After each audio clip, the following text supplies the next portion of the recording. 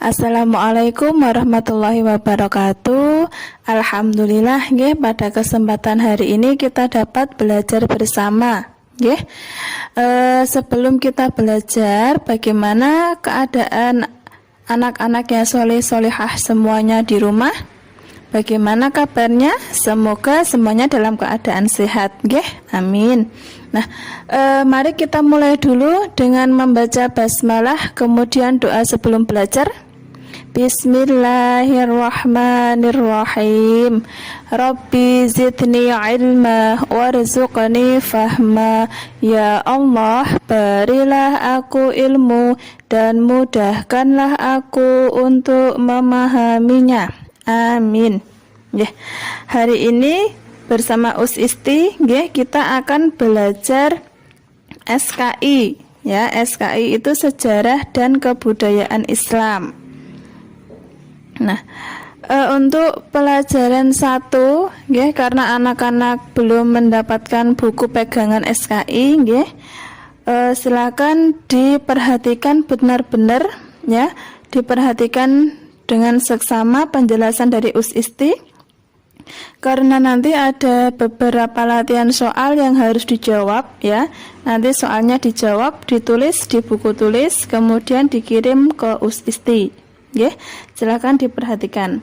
Nah, untuk pelajaran 1 kita akan belajar tentang kisah hijrahnya Rasulullah Shallallahu Alaihi Wasallam ke kota Yatsrib. Ya, hijrahnya Nabi Muhammad ke Yatsrib. Nah, untuk yang A, yaitu kronologi hijrah Rasulullah Shallallahu Alaihi Wasallam ke Yatsrib. Setelah Nabi Muhammad SAW menerima wahyu, Rasulullah memerintahkan kaum muslimin dan para sahabat untuk segera berhijrah meninggalkan kota Yatsrib mendahului beliau, ya. Jadi yang berhijrah ke Yatsrib adalah kaum muslimin dan para sahabat dulu. Setelah kaum muslimin dan para sahabat hijrah ke Yatsrib, kemudian barulah Nabi Muhammad menyusul untuk hijrah ke Yatsrib. Gitu nggih ceritanya. Nah, sekarang yang poin 1, kaum muslimin meninggalkan kota Mekah. Ya, kaum muslimin meninggalkan kota Mekah untuk hijrah ke kota Yatsrib. Nah, setelah adanya perjanjian Aqabah, Rasulullah Shallallahu Alaihi Wasallam segera memerintahkan kaum muslimin agar berhijrah ke Yatsrib. Ini. Kemudian para sahabat, dan kaum muslimin hijrah ke kota Yatsrib. Sahabat yang pertama hijrah adalah Abu Salamah dan keluarganya. Kemudian disusulah Umar bin Khattab, Hamzah, Utsman bin Affan dan para sahabat yang lain. Jadi di antara sahabat yang pertama hijrah ke Yatsrib adalah Abu Salamah dan keluarganya, baru sahabat-sahabat yang lainnya seperti Umar, Hamzah, Utsman dan yang lain. Nah, mereka, yakni kaum muslimin dan para sahabat, meninggalkan kota Mekah dengan cara sembunyi-sembunyi. Ya, kenapa dengan cara sembunyi-sembunyi? Supaya tidak dirintangi atau supaya tidak dihalang-halangi oleh kafir Quraisy untuk meninggalkan kota Mekah. Nah, kemudian ini walaupun kaum muslimin dan para sahabat meninggalkan kota Mekah dengan cara sembunyi-sembunyi, tapi masih tetap ada beberapa sahabat yang mendapat rintangan atau dihalang-halangi oleh kaum kafir Quraisy. Di antaranya siapa saja? Nah, ini di antaranya ada Abu Salamah tadi, ya, sahabat yang pertama untuk hijrah ke Yatsrib. Dia mendapatkan rintangan dari kaum kafir Quraisy untuk meninggalkan kota Mekah. Selain Abu Salamah ada juga Suhaib. Nah, apa yang dialami Abu Salamah dan keluarganya untuk meninggalkan kota Mekah? Ya, ini Abu Salamah tidak diizinkan keluarganya yang masih kafir untuk berhijrah. Jadi yang menghalang-halangi Abu Salamah dan anak istrinya untuk berhijrah ke Yatsrib berasal dari keluarganya sendiri, keluarganya yang masih kafir. Dengan cara apa? Dengan cara keluarganya Abu Salamah yang masih kafir ini menahan anak dan istri Abu Salamah untuk tidak berhijrah.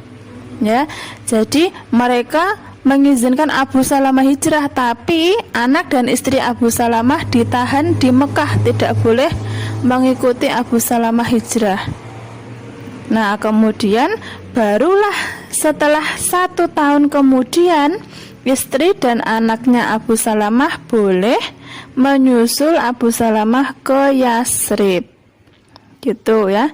Itu tadi untuk ujian dari Allah untuk Abu Salamah ya. Ujian untuk Abu Salamah dan keluarganya untuk berhijrah ke Yatsrib. Nah, kemudian ada juga dari Suhaib ya. Suhaib ini salah satu sahabat juga. Ketika dalam perjalanan menuju Yatsrib ya, Suhaib dihadang oleh beberapa kaum kafir Quraisy dan hartanya diminta. Jadi berbeda dengan Abu Salamah. Kalau Abu Salamah tadi mendapat rintangan dari keluarganya yang masih kafir, kalau Suhaib ini mendapatkan rintangan dari kaum kafir di perjalanan menuju Yatsrib ya, dengan cara semua harta yang dibawa oleh Suhaib ini diambil semuanya oleh kaum kafir ya. Kemudian Suhaib ini merelakan hartanya agar dapat melanjutkan hijrah ke Yatsrib. Jadi Suhaib ini memberikan semua harta yang ia bawa, yang ia punya, diberikan kepada kaum kafir Quraisy yang menghalanginya tadi, supaya bisa melanjutkan perjalanan ke kota Yatsrib. Nah, itu tadi para sahabat yang rela berkorban untuk mendapatkan hijrah ya, untuk bisa membela kebenaran yang diyakininya. Sebagaimana kita ya, kaum muslimin, kaum orang-orang Islam meyakini bahwa Allah pasti akan membantu kaumnya, umat Islam ya. Kemudian apa tujuannya orang-orang Islam? Yaitu untuk masuk surga. Nah, karena para sahabat dan kaum muslimin ini meyakini agama Islam adalah agama yang paling benar ya, yang menyelamatkan kita dari dunia dan akhirat, nanti masuknya ke surganya Allah, maka mereka rela melakukan apa saja ya untuk bisa membela agama Islam. Oke. Itu tadi beberapa contoh ya, kisah dari para sahabat dan kaum muslimin untuk berhijrah ke Yatsrib. Nah, ada beberapa soal, coba dijawab ya di bukunya, ditulis di buku tulis. Soalnya ada 2. Ya. Tadi ya sudah dijelaskan bahwa walaupun kaum muslimin dan para sahabat hijrah ke Yatsrib dengan sembunyi-sembunyi, tapi masih ada tadi Abu Salamah dan Suhaib yang mendapat rintangan dari kaum kafir Quraisy. Nah, coba jelaskan apa rintangannya tersebut ya. Yang nomor 1, apa yang dialami Abu Salamah dan anak istrinya untuk berhijrah ke Yatsrib. Kemudian yang nomor 2, apa yang dialami Suhaib untuk bisa hijrah ke Yatsrib. Nah, 2 soal dulu ya, nanti masih ada soal lagi di belakang. Oke, itu 2 soal untuk poin yang nomor 1 ya, untuk kaum muslimin meninggalkan kota Mekah. Nah, sekarang untuk yang poin 2 ya, kita melanjutkan materi dulu. Untuk yang poin 2 yaitu Nabi Muhammad SAW meninggalkan kota Mekah.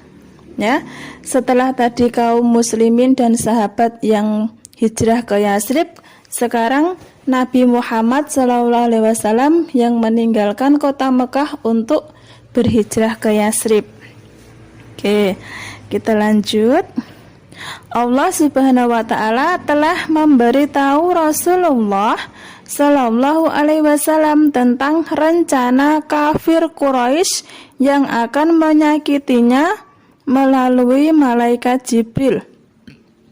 Oke, jadi Allah sudah memberitahu Nabi Muhammad bahwa kafir Quraisy merencanakan sesuatu untuk menyakiti Nabi Muhammad untuk hijrah ke Yatsrib. Nah, seperti yang sudah dijelaskan dalam Quran surat Al-Anfal ayat 30 yang artinya sebagai berikut. Dan ingatlah ketika orang-orang kafir Quraisy memikirkan tipu daya terhadapmu Muhammad untuk menangkap dan memenjarakanmu atau membunuhmu atau mengusirmu. Mereka membuat tipu daya dan Allah menggagalkan tipu daya itu. Allah adalah sebaik-baik pembalas tipu daya. Nah, itu yang ada di Quran surat Al-Anfal ayat 30.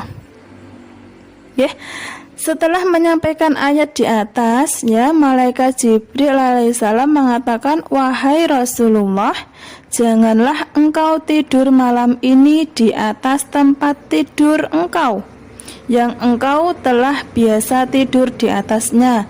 Sesungguhnya Allah menyuruh engkau untuk berangkat hijrah ke Madinah." Nah, setelah tadi malaikat Jibril menyampaikan wahyunya dari Allah surat Al-Anfal ayat 30 tadi. Kemudian malaikat Jibril memberitahu kepada Nabi Muhammad supaya tidak tidur di tempat tidur yang biasa dipakai tidur Nabi. Karena kalau Nabi Muhammad tidur di tempat tidur yang biasanya dipakai itu, kaum kafir Quraisy akan melaksanakan tipu dayanya tadi, rencana yang sudah mereka akan menyelakai atau membunuh Nabi Muhammad tadi. Nah, kemudian apa yang terjadi di rumah Nabi? Oke, setelah itu pada malam 27 Safar tahun 622 Masehi, Nabi Muhammad meminta agar Ali bin Abi Thalib menempati tempat tidur dan memakai selimut beliau. Nah, tadi setelah malaikat Jibril menyampaikan Nabi janganlah Nabi tidur di atas tempat tidur yang biasa ia pakai tidur. Kemudian setelah itu Nabi Muhammad meminta Ali bin Abi Thalib untuk tidur di tempat tidurnya Nabi tadi. Kemudian setelah pada malam itu rumah Nabi telah dikepung oleh kafir Quraisy dengan senjata yang terhunus. Rasulullah tetap tenang dan berserah diri kepada Allah Subhanahu wa taala. Tidak ada yang dapat menolong kecuali Allah Subhanahu wa taala. Beliau pun telah bersiap-siap untuk meninggalkan rumah. Nah, ini Nabi Muhammad meminta Ali untuk tidur di tempat tidurnya Nabi, kemudian Nabi bersiap-siap untuk pergi dari rumah. Nah, kemudian bagaimana cara Nabi Muhammad untuk meninggalkan rumah? Caranya yaitu pada saat tengah malam, Nabi keluar rumah seraya berdoa. Nabi Muhammad keluar rumah dengan berdoa. Kemudian ketika Nabi membuka pintu, Nabi melihat kaum kafir Quraisy yang tadi mengelilingi rumah Nabi dengan membawa senjata tadi Mereka semuanya tertidur pulas sambil memegang pedang dan senjata lainnya. Nah, ketika Nabi Muhammad membuka pintu mau meninggalkan rumah, semua orang kafir yang mengelilingi rumah Nabi dengan membawa senjata tadi tidur semuanya. Kenapa bisa begitu? Karena tadi pertolongan Allah. Karena Allah lah yang menidurkan para kafir Quraisy tersebut. Kemudian Nabi Muhammad terus berjalan menuju rumah Abu Bakar yang sudah lama menunggu. Pada malam itu juga beliau meneruskan perjalanan ke luar kota Mekah bersama Abu Bakar. Nah, kemudian setelah Nabi Muhammad pergi ya dari kota Mekah, bagaimana reaksi kaum kafir Quraisy yang tadi tertidur lelap? Nah, pada pagi harinya kafir Quraisy sangat terkejut ketika yang dicari tidak ditemukan. Ya, mereka tadi kan mencari Nabi Muhammad, mengelilingi rumah Nabi Muhammad dan akan membawa Nabi Muhammad untuk dibunuh. Nah, tapi sewaktu pagi hari Nabi Muhammad tidak ada di rumah. Ya, malah yang tidur di tempat tidur Nabi tadi siapa? Ali bin Abi Thalib. Nah, kaum kafir Quraisy terkejut ya. Ternyata yang terbaring di kamar bukanlah Nabi, melainkan Ali. Dengan gusar mereka membangunkan Ali. Kemudian Allah Subhanahu wa Ta'ala selalu menolong hambanya yang berbuat benar. Rasulullah Shallallahu Alaihi Wasallam selamat dari tipu daya orang-orang kafir karena pertolongan Allah Subhanahu wa Ta'ala. Itu tadi perjalanan Nabi Muhammad untuk meninggalkan kota Mekah bersama Abu Bakar. Nah, sekarang coba ditulis lagi. Tadi sudah ada 2 soal nomor 1 dan nomor 2. Sekarang silakan ditulis soalnya. Isti tambah 2 lagi ya. Gampang ini soalnya. Oke. Yang nomor 3, coba sebutkan surat apa, ayat berapa ya. Surat dan ayat berapa yang Allah wahyukan kepada Nabi Muhammad melalui malaikat Jibril yang sudah Isti sebutkan tadi. Gampang toh? Oke. Kemudian yang keempat, siapa orang yang menggantikan tidur di tempat tidurnya Nabi Muhammad dan memakai selimutnya Nabi?